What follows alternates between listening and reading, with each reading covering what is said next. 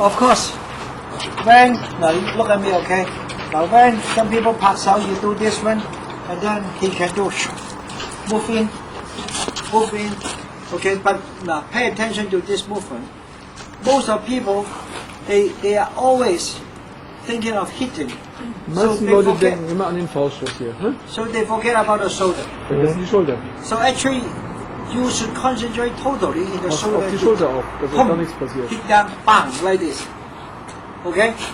Okay? And then, until your shoulder have already hit you, Wenn die Schulter then you getroffen hat, punch. Then dann you macht er can den punch. Fauststoß. Ne? Okay? Never think of hit punching before your shoulder really hit. Erst die Schulter, dann hier der Fauststoß. You get it? Okay, now practice it for a moment. Okay. Ja, ich möchte jetzt...